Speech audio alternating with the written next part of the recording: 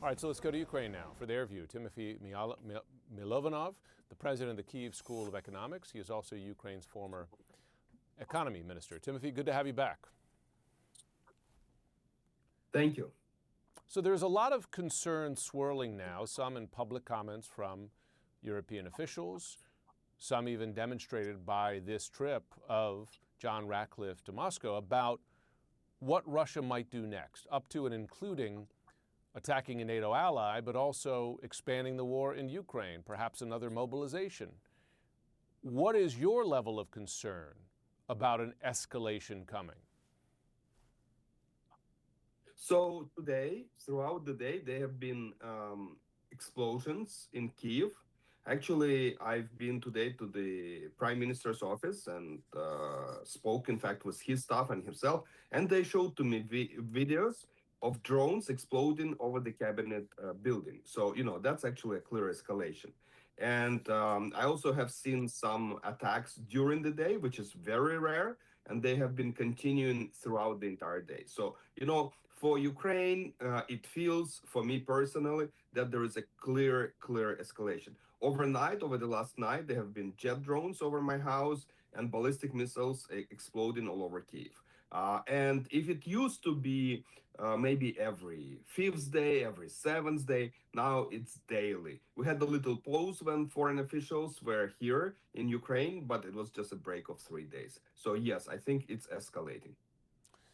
Given President Trump's own reduction in U.S. support for Ukraine, and just the way he talks about the war, right? He will not place blame on Russia for the invasion. He always splits it up and says it's a problem between these two countries, there's a lot of hate, etc. He's raised questions about NATO. From your point of view, is Putin likely to listen to a warning, if we can call it that, from the CIA director, or does he listen more to what President Trump says and does? I think, President Putin responds more probably to the remarks by President Trump. And I also have heard some officials, including military leaders in Europe and, around the world, having a reasonable, concern, much more serious than I would have expected, that President Putin can misread the public remarks of the U.S.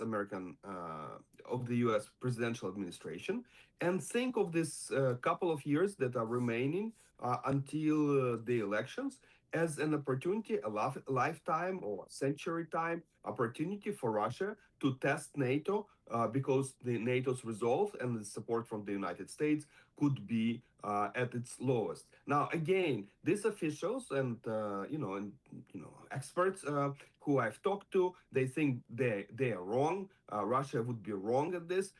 Actually, whatever are the public remarks of President Trump, there is strong unity and support behind NATO, but President Putin can misread it that way. Before we go, given where you are and concerns every day, every night, and now daytime, it sounds as well, about Russian attacks, has there been any improvement in Ukrainian supplies of air defense missiles? Has any help arrived from Europe or for the U.S.? There were some videos circulating last night of some Patriot missile interceptions. Are you seeing any improvement?